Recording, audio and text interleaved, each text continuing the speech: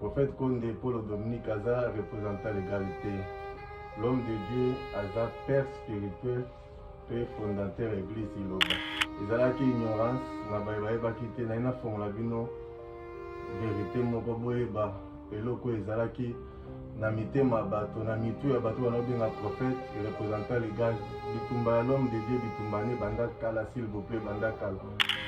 même na mikanda ya église bachaka prophète représentant légal ezalaki plein ya bato basalaka na salon vérité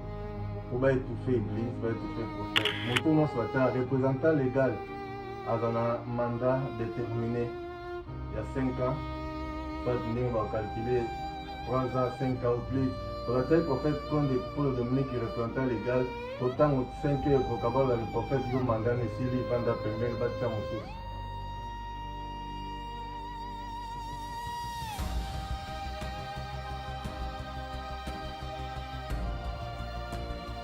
Amen Ligota,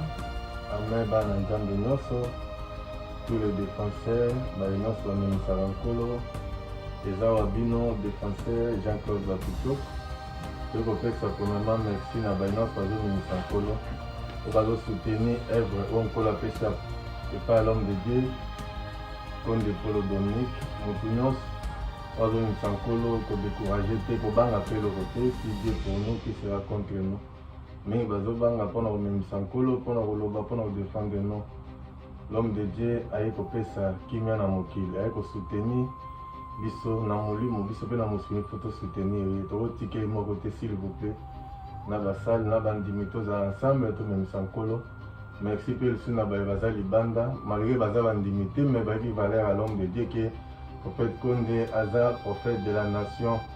aye mpona monde entier atake ministre anniversaire pour la paix mpo mokili ezwa kimia le monde entier ezobika grâce na ye wana ata moto alobi andimaka te ifa andima mpo misala nango ezomonana kola pambola biso nyonso message mpenda clé te kopesa eza mpona makambo etali ebengeli nde bato bazobenga mingi prophète représentant légal toyokoexplike eloko wana s'il vous plaît prophète Condé Paul Dominique aza représentant légalité l'homme de Dieu aza père spirituel et fondateur église Iloba soki bobengi ye représentant légal soko nani aza fondateur ya Iloba mpe nani aza père spirituel église Iloba question na tuni na bandeko nyonso ezalaki ignorance na bayebaki te na ina fongola bino vérité moko boyeba eloko ezalaki na mitema bato na mitu ya bato banobenga prophète représentant légal bitumba ya l'homme de Dieu bitumbani banda kala s'il vous plaît banda kala bitumba l'homme de Dieu bandi lelo te Iloba solo ebundama toujours vérité toujours babundisaka ngo l'homme de valeur aza toujours critiqué menacé bitumbu ebandi banda kala même na mikanda ya église bachaka prophète représentant légal ezalaki plein ya bato basalaka na salon vérité pour étouffer église étouffer prophète moto nyonso bachaka représentant légal aza na mandat déterminé il y a 5 ans soit ndenge bacalculer 3 ans 5 ans ou plus le prophète Condé Paul Dominique représentant légal pourtant 5 heures pour qu'avoir le prophète yo mandat nesili vanda pembeni batia mosusu donc bino so benga représentant légal boye bakate ezalaki nde bongo ezalaki plan bato batiaka mpo barenverse église ya nzambe mpo badétourne église ya tata o moto akodétourne église ya nzambe te moto moko asoufflaki prophète te ye moko l'homme de Dieu comme aza l'homme qui a l'air ouvert kola alobeli tala mpona bato bazosala abetaki mpe kelelo te alobaki mpe na bato te na malembe nyonso apesi ordre bochange mikanda bochange boye ayebaki aza représentant légalité ntango bobengaki représentant légal azotala moya aloba eza te so banani bakolobela ye banani bakoexplike na baninga yango mondeko na bino défenseur naye koyebisa bino aza représentant légalité c'est le chef spirituel et fondateur église Iloba baye nyonso babengaka biloko wana banda lelo tolongola ezalaki motema mabe ya bato babengaka ye représentant légal batiaka yango na mikanda mpo balongola ye batia moto mosusu imaginez-vous l'homme de Dieu yene moto amataki likolo mpona amemaki ye likolo s'il vous plaît alakse makambo oyo azalaki ni na famille ni na libota amataki na papa te mama te camarade te voisin te amataki na motei na mosakoli moko te ni mondimi moko azalaki te amataki ye moko likolo Tant nkolo alakisaki makambo libota ngana bino tozalaki te. Masolo basolaki na nkolo na ye po azwa message akita nango na mokilo ase biso na bino tozalaki te. So moto abongo tokobundisa ye koma, tokorenflexe ye koma, tolinga ya longwa batia mosusu nano bakotia mpe bandi bao mondima iloba yoka mondimi ya solo kolanda moto te. Message au biso na bino toyebani grâce à l'homme de Dieu. Tu as découvert cantique nouveau grâce à l'homme de Dieu, prophète Condé Paul Dominique. Tu as découvert la ville sainte, 7e trompette, même la cantique de Mosée de l'Agneau. Tu as la liturgie à Solondo des Alaka, Proverbe 19. Tu as la doctrine à Jésus-Christ de Nazareth à travers l'homme de Dieu. N'a péché à Dana Hervé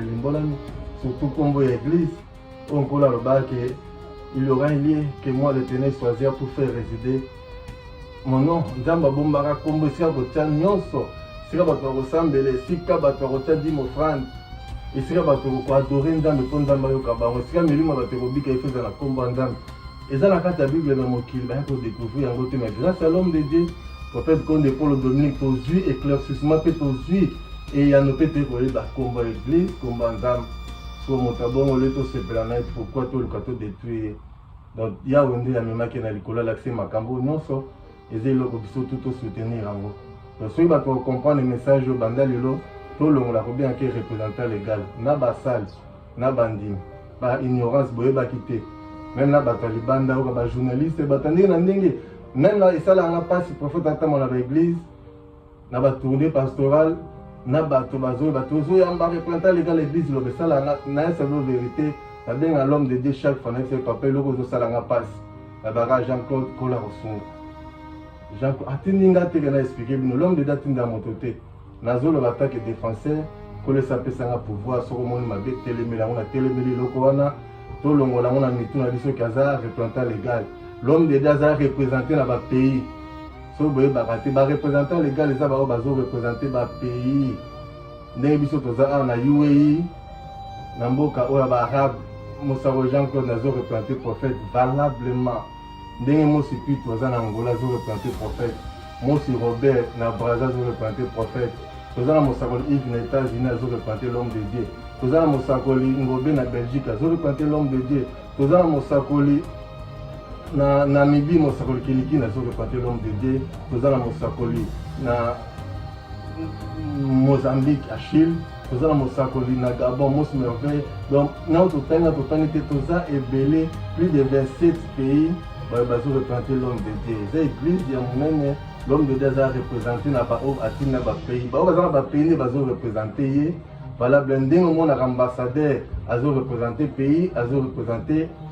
président de la République valablement ndenge pe biso tozo représenter prophète ya za fondateur père spirituel aza représentant l'égalité kola kamba moko na moko c'est ça message zaki bongo ba comprendre Nzamba pambola bino pe Nzamba pesa vimu lai na moto nyonso wa omemisa l'homme de Dieu mukumba tanga za na bon moyo soto simbi kolo pa otika biso te kolo abatela biso nyonso.